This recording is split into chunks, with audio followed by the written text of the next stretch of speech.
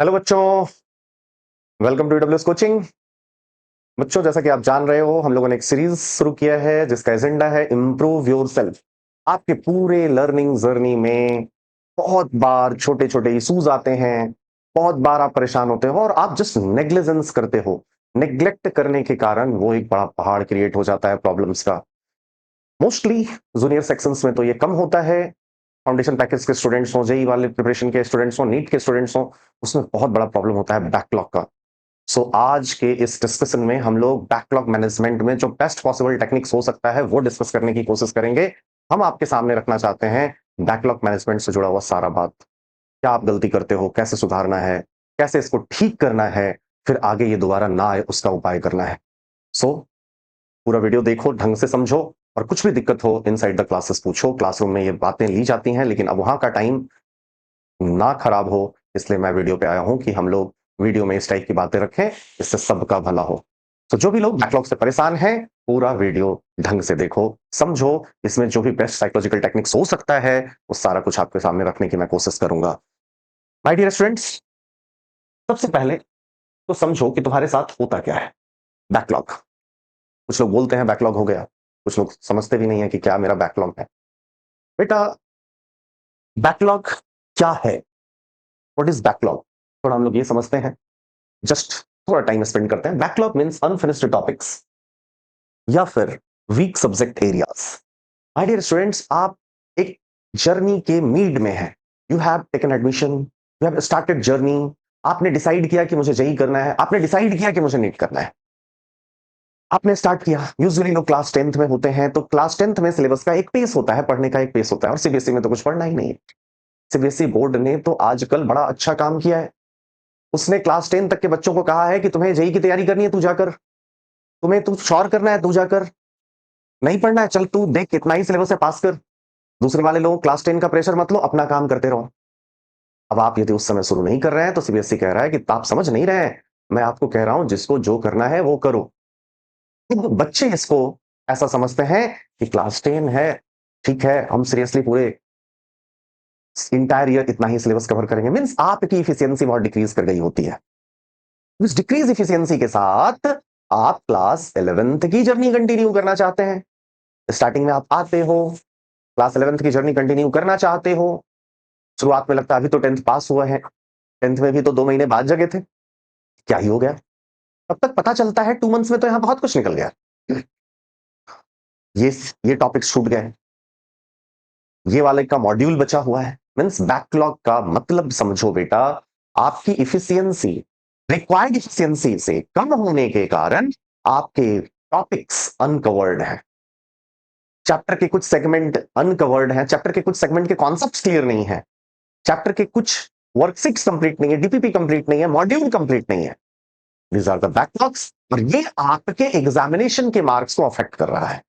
जब बेटा ये एग्जामिनेशन के मार्क्स को अफेक्ट कर रहा है तो आप परेशान हो रहे हैं। एक दो टेस्ट खराब हुआ, आप तुरंत अल्ट्रा ऑनेस्टी के कारण ये समझ ले रहे हो मेरे से तो होगा ही नहीं। तो सबसे पहले ये बात समझो कि चाहे कोई भी बच्चा हो, एक इंटेलिजेंट से इंटेलिजेंट बच्चा हो और एक सबसे नीचे ग्रेड का बच्चा हो, हर लोग इस प्रॉब्लम से जूझ रहा है। Everyone is facing this challenges. आपको टेंशन नहीं लेना है, ये एक आपके लर्निंग करियर का, आपके टारगेट का इंपॉर्टेंट सेगमेंट है। ये होगा, सबकी लाइफ में होता है। फिर से वही बात है कि अपने आप को करेक्ट कैसे करना है, डिसीजंस कैसे बनाना है, सही डिसीजन कैसे लेनी है, इस पे हमारी बातचीत होगी। सो बैकलॉग्स क्या है वो देखना। अब मैं बहुत सारे बार ये चीज देखता हूं, बैकलॉग के इंपॉर्टेंस को लोग शुरुआत में अंडरस्टिमेट करते हैं। स्टार्टिंग का अरे एक ही चैप्टर तो है। जैसे जैसे आप क्लास 11th में आएंगे तो from May June, June April May June teacher थोड़ा सबको एकोमोडेट करने की कोशिश करता है, सुधर जाएगा, क्लास 10th में है, 11th में आने की कोशिश करेगा। लेकिन आफ्टर जून सिलेबस का स्पीड इंक्रीज करता है और ये नवंबर तक, लगभग दिसंबर तक पीक पकड़ता है। नवंबर दिसंबर तक सबसे ज्यादा पीक होगा। क्लास 11th में बहुत कंटेंट है, 60% कंटेंट कवर करने हैं। तो आप स्टार्टिंग में जो सोचते हो अरे एक ही चैप्टर था कभी भी कर लेंगे, जब वो आता है तो उसके बाद ये पहाड़ की तरफ होता चला जाता है, धीरे धीरे 1 2 3, और फिर लगता है कि हमारा क्या होगा इस साल।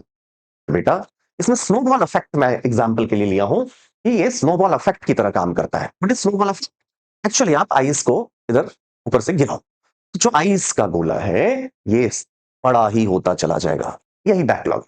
जैसे ही तुमने शुरू किया, एक पार्ट को छोड़ा, ये बैकलॉग धीरे धीरे धीरे धीरे धीरे बढ़ा और तुम्हें ऐसा लगेगा अब मैं एग्जाम क्रैक ही नहीं कर सकता। इस फेज में होंगे बहुत लोग, होंगे बहुत लोग नहीं भी होंगे, कुछ लोगों का बहुत कम पेंडिंग होगा और अपने अपने पे कॉन्फिडेंट होंगे कि I will manage this. Very good बेटा, बट मैनेज नहीं कर पा रहे हो तो कम टू द टेक्निक्स कि क्या आपको करना है। देखो, मैं इसमें मेटाकॉग्निशन साइकिल की बात करना चाहता हूं। What is metacognition cycle? Backlog हुआ है बिकॉज सम एरर्स किए हो। एरर्स किए हो तो आपको अपने आप को एनालाइज करना चाहिए। तो सबसे पहले इंटायर कंटेंट को, इंटायर थिंग्स जो कवर हुए हैं और जो कवर नहीं हुए हैं, उसको दो पार्ट में डिवाइड करो। क्लास 11th की जर्नी हो, 12th की जर्नी हो, या कोई भी एग्जाम आपका हो, क्लास 6 टू 10th हो, फाउंडेशन पैकेज हो, किसी भी पार्ट में आप यदि डिफिकल्टी फेस कर रहे हो, आपके पास ढेर सारे बैकलॉग्स क्रिएट हो गए हैं, तो आप पहले सिलेबस का दो पार्ट क्रिएट कर दो, जो टीचर ने कवर कर दिया है और जो नहीं कवर किया है। जो टीचर ने कवर कर दिया है उसमें कुछ पार्ट अच्छे हैं, कुछ पार्ट बुरे हैं। सर हमको ये पता नहीं चलता, I will come on that part. और जो पार्ट भी कवर नहीं हुआ है, आने वाला है, उसमें क्या स्ट्रेटजी लेनी है, ये एक पार्ट है। मींस पूरे डिस्कशन में हम दो पार्ट में डिवाइड कर रहे हैं। एक जो आपका हो गया है उसमें क्या स्ट्रेटजी लेना है, और एक जो आने वाला है उसमें आप बैकलिंक्स आगे क्रिएट नहीं हो, आप कभी बैकलिंक्स क्रिएट नहीं होने दो, उसके लिए क्या करना है। Things should be clear. हमने सिलेबस का दो पार्ट, एक कवर्ड एक not covered. One covered, covered में बैकलॉग्स है, अनकवर्ड आने वाला है, तो जो गलती हमने किया है वो फ्यूचर में नहीं करेंगे, इस एटीट्यूड के साथ आना होगा। सो माय डियर स्टूडेंट्स, मैंने कहा पहले पूरे बैकलॉग्स को मैं बताऊंगा कि कैसे आपको जज करना है कि बैकलॉग्स में कौन कैसे पहले आएगा नहीं आएगा, सारे कुछ मैं बताऊंगा। तो पहले आप बैकलॉग्स को लो, एक बनाओ लिस्ट, ये हमारा बैकलॉग्स है। After that you know your strength and weakness. आप जानते हो कि आप कितना देर पढ़ सकते हो, आप जानते हो कि आप किस इफिशियंसी से पढ़ सकते हो, आपसे ज्यादा आपको कोई नहीं जानता है। सो अपने स्ट्रेंथ एंड वीकनेस का ध्यान रखो, ये बहुत जरूरी है। सबका अपना स्ट्रेंथ है बेटा, कोई किसी से कम नहीं है। अपने जोन में खेलो, अपने आप को समझो, अपने आप की तरह सोचो और अपने आप को ग्रो करने पे ध्यान दो। आप ये मत देखो कि someone is doing like this then I will do, then हमारा अच्छा होगा। ये आइडिया वर्क नहीं करता। प्लान द अप्रोच, फिर अपनी स्ट्रेंथ वीकनेस के बेसिस पे हमें एक अप्रोच डिजाइन करनी है कि हम ऐसे ऐसे आगे बढ़ेंगे।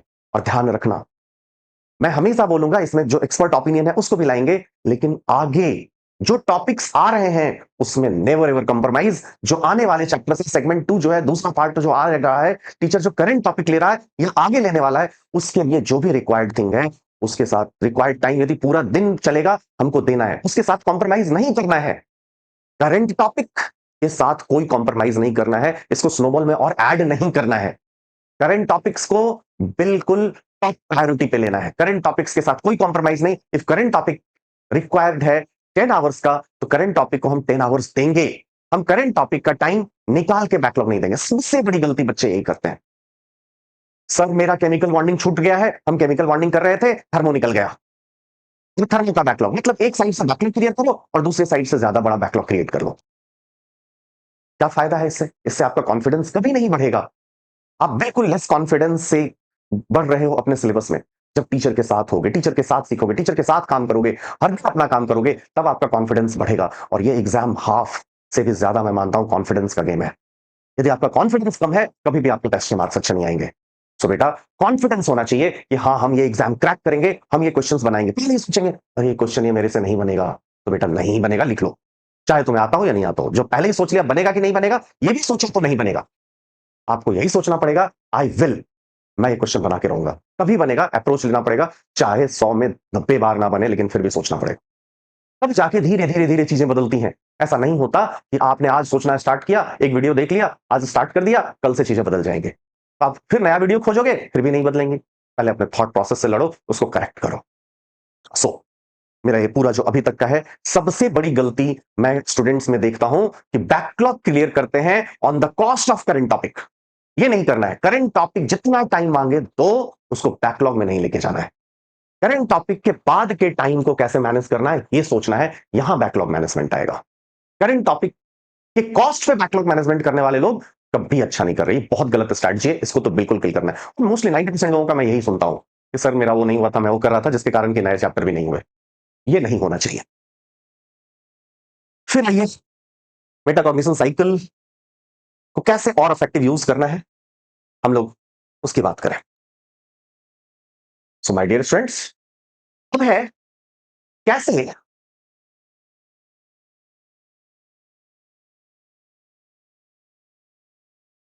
कैसे आप इस पूरे टास्क को एक्सेस करोगे। मैंने आपको पहले भी बोला कि इस पूरे बैकलॉग सीरीज में सबसे इंपॉर्टेंट बात है कि हमें बैकलॉग को किस प्रायोरिटी में डील करना है। तो मैं थोड़ा उससे पहले आ रहा हूं कि conduct syllabus audit means backlog का पूरा लिस्ट बनाना। जब तक लिस्ट नहीं बनेगा तब तक हम आगे के साइकिल में नहीं जा पाएंगे। सो पहला बात है लिस्ट बनाओ। अब ये बेटा लिस्ट कैसे बनाओगे? लिस्ट बनाने का बस सिंपल सा तरीका है, जो भी आप क्लास करते हो उसमें जो भी चीजें नहीं समझ में आ रही, पीछे का यूज हो रहा है और आपको समझने में दिक्कत कर रहा है, आप अपने कॉपी के पीछे वाले पेज पे लिख दो, ये टॉपिक मुझे करना होगा। फर्स्ट, टेस्ट दे रहे हो और लगातार आपके मार्क्स में डिक्रीज कर रहा है कोई पार्टिकुलर टॉपिक जिसको कि आपने सॉल्व नहीं किया है या वहां प्रॉब्लम्स हैं, उसको लिख दो। थर्ड, ये तो पता होगा ना, ये मॉड्यूल के ये सब टॉपिक्स हमने नहीं किए हैं, ये सब क्लासेस हमारे मिसिंग हैं, उन सबको लिखो। आपने बहुत बार टेस्ट दिया है, एक डायग्नोस्टिक टेस्ट मतलब आपने test normally weekly test, quizzes, mega test, revision test आपने बहुत सारे दिए हैं। और जब ये दिए हो तो आपको पता है, क्या पता है हमारे कहां कहां गलती हो रही है। जो गलती हो रही है उसको भी लिस्ट में डालो। नाउ का पूरा लिस्ट रेडी है। नाउ यू आर रेडी कि हमारा ये लिस्ट है और हमको बेस्ट पॉसिबल तरीके से इस लिस्ट पे काम करना है। जो आपको मेटाकॉग्निशन साइकिल का पहला चीज बताया था, असेस द टास्क, पूरा असेसमेंट करो कि हमें कौन कौन से टॉपिक्स में जरूरत है और ध्यान देने की। तो जब ये आपका असेसमेंट फेज कवर हो जाए, असेसमेंट फेज होने के बाद अब हमारे पास अगला चीज आएगा कि हम इस बैकलॉग को कैसे डील कर रहे हैं। सो इसमें मैंने स्टेप वन रखा है daily time allocation, daily time, weekly time, monthly time, जो भी हो। डेली मींस एक फ्रीक्वेंसी रिलेटेड थिंग है, ऐसा नहीं कि डेली ही करना है, ये कभी नहीं होता।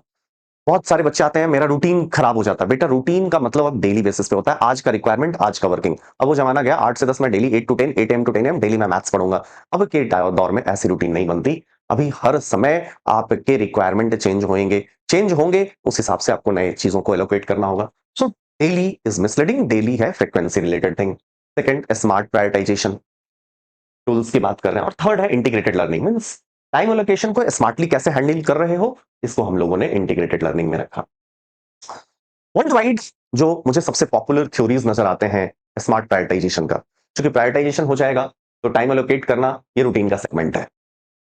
प्रायोरिटाइजेशन सबसे मैं इंपॉर्टेंट मानता हूं वो 3 स्टेप में कि प्रायोरिटाइजेशन आप कैसे लेते हो।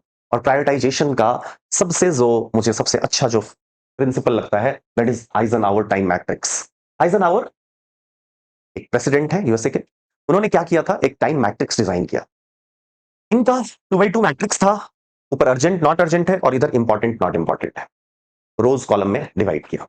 आप ये बना लो, इसमें भी सारे टॉपिक्स लिख लो, इसमें भी सारे टॉपिक्स लिख लो, इधर भी टॉपिक्स लिखो, इधर भी टॉपिक्स लिखो। मींस आपने जो भी असेसमेंट किया है उसमें जो लिस्ट आई है उस लिस्ट को टोटल 4 पार्ट में डिवाइड करना है। उस लिस्ट को टोटल 4 पार्ट में डिवाइड करना है, 2x2 का मैट्रिक्स बनाना है। अर्जेंट नॉट अर्जेंट, सर ये आइजनहावर क्या था ना, हम एज अ स्टूडेंट इसको कैसे यूज करें। अर्जेंट नॉट अर्जेंट और इंपॉर्टेंट नॉट इंपॉर्टेंट में मैं इसको सेगमेंट मतलब मैं इसको क्लासिफाई कर रहा हूं। अर्जेंट वो टॉपिक है जो तुम्हारे लर्निंग प्रोसेस को अफेक्ट कर रहा है। It means what, if any chapter is related with next chapters और करंट चैप्टर्स, वो तुम्हारे लिए अर्जेंट है, पहले उसकी बैकलॉग को किल करो। बिना केमिकल बॉन्डिंग के ऑर्गेनिक केमिस्ट्री नहीं समझ आ सकता, तो हमें केमिकल बॉन्डिंग पढ़ना पड़ेगा, उसके बैकलॉग्स को क्रिएट करना पड़ेगा, वो बैकलॉग्स को खत्म करना पड़ेगा। सर केमिकल बॉन्डिंग तो बहुत बड़ा चैप्टर है, आप उस केमिकल बॉन्डिंग में टॉपिक्स आइडेंटिफाई करो। सर मैं नहीं पा रहा, टीचर का हेल्प लो, और जो जो टॉपिक्स बिल्कुल रिक्वायर्ड है पहले उसको खत्म करो, बात की बात बाद में। सो अर्जेंट बेसिस ये होता है। अर्जेंट का मतलब स्टूडेंट के लिए आइजनहावर टाइम मैट्रिक्स में वो है जो तुम्हें आगे बैकलॉग स्नोबॉल में ऐड करेगा।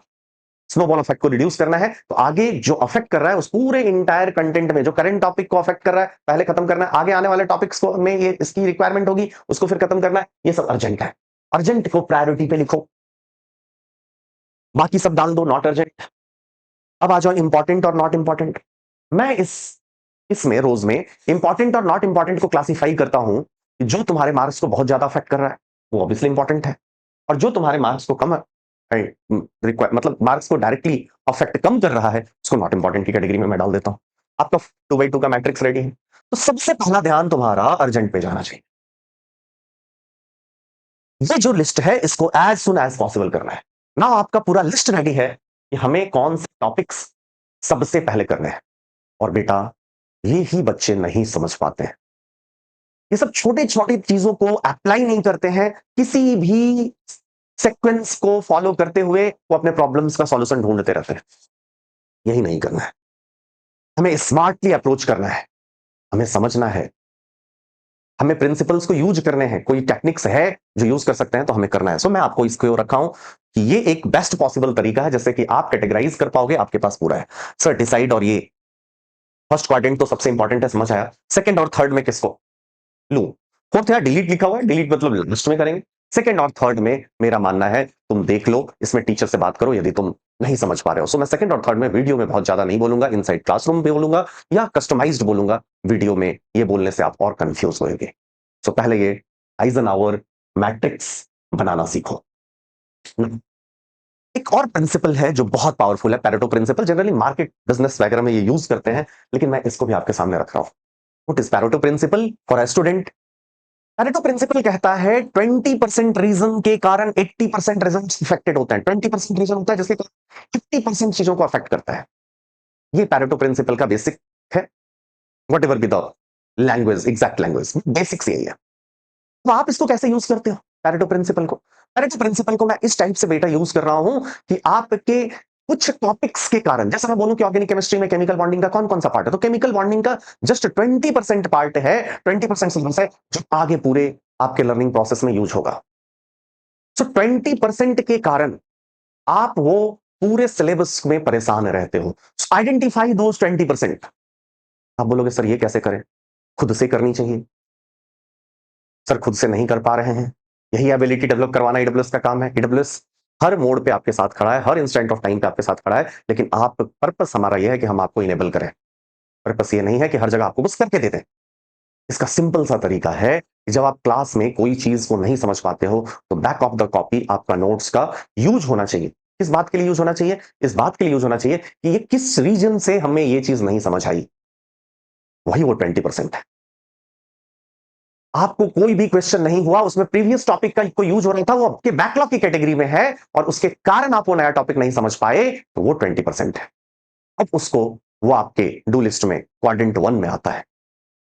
अपडेट करो, रेगुलर एनालाइज करो अपने आप को। जो तुमने बना दिया वो लॉ नहीं है। हाँ, ये हमेशा चेंज होगा, तुम्हारी रिक्वायरमेंट्स चेंज होंगी। आपने आज प्लान किया, सब कुछ बनाया, और कल मेरे पास आ गई सर हम तो लेके आए, 15 दिन काम किया, अब मुझे सब कुछ बदला दिख रहा है। पूरा दिखेगा, जो आप टॉपिक खत्म कर लोगे वो तो खत्म हो जाएगा ना। हो सकता है जो क्वाड्रेंट 4 में था, नॉट इंपॉर्टेंट नॉट अर्जेंट, हो सकता है उसमें से भी कुछ आ जाए। रेगुलर अपने आप को एनालाइज करना होगा, रेगुलर ये चीजें चेंज होगी, रिजिडिटी नहीं चलेगी, लीनियंट चेंजेस लाओ, चेंजेस करो, मेथोडोलॉजी में चेंज करो। लेकिन हाँ, कुछ नहीं कर रहे हो तो चेंज करना तो पाप है, वैसा नहीं करना है। कर रहे हो और तब भी चीजें ठीक नहीं हो रही है तो और लर्न करो, अपने टीचर से बात करो, मेरे से मिलो कि क्या तरीका है इसको और अच्छा बनाने का। सो मैंने दो चीजें आपके सामने रखी, Eisenhower, Eisenhower and second Pareto principle. ये बहुत इंपॉर्टेंट है एक स्टूडेंट को समझने के लिए। नाउ हम आते हैं पूरे जो मैंने बातें किया उसको समराइज करें। तो इंपॉर्टेंट पॉइंट नंबर 1, बेटा करंट टॉपिक के साथ कभी भी कॉम्प्रोमाइज नहीं करना है। इंपॉर्टेंट पॉइंट नंबर 2, हमेशा एक बैकलॉग का लिस्ट तैयार करना है। कैसे करना है ये बताया। थर्ड, सीक्वेंस, किस सीक्वेंस में आपको करना चाहिए वो मालूम होना चाहिए। किस सीक्वेंस में आपको उसको डील करना है, किल करना है उस बैकलॉग को, आपको ये पता होना चाहिए। अभी तक हमने इतनी बात आपके सामने रखा है। Now come to the reason. बेटा आपने बैकलॉग जो बनाया, जो आपके लिए आपकी समस्या बनी हुई है, जिसको अभी आप सोच रहे हो कि मुझे इस बैकलॉग को खत्म करना है, जिसको लिए तुम वरीड हो, बहुत परेशान हो रहे हो, बहुत बार मन करता होगा ये जेई नीट ही छोड़ देते हैं, ऐसा तो भूल के भी मत करना। This is the important part of your life. और यहां से तुम कैसे उठते हो, कैसे आप अपने आप को सही लाते हो, ये लाइफ में आगे बहुत काम आएगा। हम जेई नीट छोड़ देंगे ना, जिंदगी जीना थोड़ी छोड़ देंगे, ये जिंदगी जीने का तरीका है। वर्क में जाओगे 50 काम होंगे और आपके पास टाइम कम है, आपको वहां भी प्रायोरिटीज डिसाइड करने होंगे। सो बेटा ये कभी नहीं सोचना कि ये काम नहीं हो रहा है, अब मेरे से हो ही नहीं सकता। तुम्हारे तरीके गलत थे, तरीका को सुधार करो तो वो काम होगा। So let's go. क्या रीजन, बैकलॉग के क्या रीजंस थे? अब आने वाले कोर्स में वैसा कोई रीजन यूज मत करना, ये सारे रीजंस के कारण बैकलॉग्स क्रिएट हुए थे, तो पहले वो भी सीख लो कि अब नहीं, नो मोर न्यू बैकलॉग्स। ये जो गलतियां हमने किया था, मैं इसलिए लास्ट में इस लिस्ट को ला रहा हूं, ये गलती दोबारा अब नहीं करनी है। इरेगुलर अटेंडेंस में बैकलॉग का सबसे बड़ा रीजन यही मानता हूं। बच्चे कभी आए कभी नहीं आए, ये नहीं चलने वाला है। सो बहुत अच्छे रिजल्ट देने वाले बच्चे का क्लास पूरे इंटायर 2 इयर्स में मैंने देखा है, 11th-12th की जर्नी में, जेई नीट के क्लासेस में एक आध क्लास छूटा है, वो भी वो बच्चा आईसीयू में होगा, नहीं आना नहीं आना पॉसिबल होगा घर से, तभी वो छोड़ा है। सो इरेगुलर अटेंडेंस बहुत बड़ा रीजन मुझे नजर आता है। वीक टाइम मैनेजमेंट, बच्चे तुम पढ़ते तो हो लेकिन इफिशिएंटली पढ़ ही नहीं रहे हो। पेन कॉपी है नहीं, जस्ट नोट्स लेके बैठे हुए हैं। It seems that you are studying but in fact you are not efficient. Time management poor है, ठीक से इफिशिएंटली यूज नहीं कर रहे हो, कब क्या पढ़ना चाहिए वो नहीं ठीक से यूज कर रहे हो, तो आपके साथ ही प्रॉब्लम्स आएंगे। फियर ऑफ टफ सब्जेक्ट्स लोग बोल लेते हैं, जैसे ही एक दो टेस्ट खराब हुआ, कुछ टेंशन आया, ये सब्जेक्ट ही खराब है। अरे भैया, हम सब्जेक्ट पढ़ रहे हैं, हम गर्लफ्रेंड सेलेक्ट बॉयफ्रेंड सेलेक्ट नहीं कर रहे, ये तुरंत उसके प्रॉपर्टीज के बेसिस पे डिसाइड कर लिया। आपके लिए फिजिक्स केमिस्ट्री मैथ्स और physics chemistry biology, physics chemistry maths biology जो भी सब्जेक्ट है, एवरी सब्जेक्ट इज इंपॉर्टेंट और हर सब्जेक्ट का अपना नेचर है, उस सब्जेक्ट की डिमांड है, उसी वे में आपको करना है। रेस्ट बातों को छोड़ दीजिए, ज्यादा दिमाग में मत लाइए, लाने से कोई फायदा नहीं है। प्रोकास्टिनेशन, प्रोकास्टिनेशन पे भी मैं एक वीडियो बनाऊंगा, आपको पता है प्रोकास्टिनेशन के बारे में, और मैं इस पर चर्चा करूंगा, इसलिए मैं यहां पे थोड़ा टाइम सेव करूंगा। प्रोकास्टिनेशन भी अभी काफी ऐसा टॉपिक है जो बहुत सारे बच्चों में रहता है, ये भी एक बहुत बड़ा रीजन होता है। Lack of concept clarity, unsolved module DPPs, health issues, external distractions. मैंने इसको लास्ट में एक्सटर्नल डिस्ट्रैक्शंस को रखा है। बेटा, मुझे तो अपना जिंदगी याद आता है, बहुत अच्छा था, टीवी नहीं थे, बिहार में था, लाइट भी नहीं रहता था, बहुत अच्छा बात था, टीवी देखोगे भी कैसे, लाइट रहेगा तब तो हमारे जमाने में डिस्ट्रैक्शंस बहुत कम थे, हम लोग बहुत ग्रेटफुल हैं। आपके जमाने में पूरे इंटायर कम्युनिटी, आप भी इनफैक्ट जाओगे तो लोगों को कैसे डिस्ट्रैक्ट करना है, शायद इसी के लिए आपको सैलरी मिले। आप लड़ रहे हो, दुनिया के टॉप ब्रेन से लड़ रहे हो, हर कोई चाहता है कि आप वहां टाइम स्पेंड करो, और आपके टाइम बहुत पार्ट्स में डिवाइड हो गए हैं। बट समझो, ये तुम्हारा टाइम ही सबसे बड़ा वेल्थ है। ये टाइम ही है जिसमें अपने स्किल्स को मैनेज करोगे, और अपने स्किल्स को जब डेवलप करोगे, तभी दुनिया आपको सेलेक्ट करेगी किसी और का टाइम किल करवाने के लिए, शायद तभी आप लाइफ में शायद जो टारगेट अचीव करना चाहते हैं वो कर पाएंगे। मैं सक्सेसफुल के जोन में नहीं जाता, बिकॉज सक्सेस एक ब्रॉड डिस्कशन का एरिया है। What is success, I think definition बड़ा कॉम्प्लेक्स है सक्सेस का, तो मैं उन सब चीजों में नहीं जा रहा। लेकिन डिस्ट्रैक्शन जो भी है, मैं यूजुअली बच्चों का देखता हूं मोबाइल के साथ पढ़ना, ये नहीं होना चाहिए। स्टडी आवर में आपका मोबाइल नहीं होना चाहिए आपके साथ। ऐसे तो मैं बोलता हूं कि स्मार्टफोन आपके साथ ही नहीं होना चाहिए, इसका कोई पर्पस नहीं है। स्मार्टफोन हटा दो, आपकी जिंदगी ठीक हो जाएगी। कहोगे स्मार्टफोन हटा देंगे तो आपका वीडियो कहां देखेंगे, मत देखो, अपने आप को बचाओ, वीडियो मत देखो। हम तो सोच रहे कि चलो इसके थ्रू हम अपना टाइम कैसे बचा पाएंगे, हम ये थोड़ी सोच रहे हैं कि तुम वीडियो देखो, हम ये सोच रहे हैं कि इसके थ्रू हम अपना टाइम कैसे बचाएंगे। पेरेंट्स देख के आपको गाइड कर देंगे, चलेगा। अब बात करने के लिए एकदम पुराने जमाने वाला फोन यूज करो, वही फोन बेस्ट है, जिसमें तुम्हारा कुछ भी ना चले, नो गेम्स, नो वीडियोस। कुछ करना है, थोड़ा सा एक्सरसाइज करो, काम करेगा। बट मैं शायद हाइपोथेटिकल बात कर रहा हूं, बट बेटा फैक्ट यही है। थैंक यू, मैंने कोशिश किया है, हो सकता है कि और भी बातें हों, लेकिन मुझे लगता है मैंने जो पिछले 12 इयर्स का मेरा जो टीचिंग करियर है, टीचिंग करियर में मैंने जो देखा है और एज ए स्टूडेंट जो समझा है, मैं कोशिश किया हूं कि आपके सामने रखूं। इतना से आपका काम हो जाना चाहिए, इतना से आपका काम हो जाएगा बेटा। ये कोई रोबोट साइंस नहीं है, सिंपल अपने आप को डिसिप्लिन करना है। अपने आप को डिसिप्लिन करोगे, तुम्हारा काम खत्म हो जाएगा। थैंक्स, मिलेंगे क्लास में।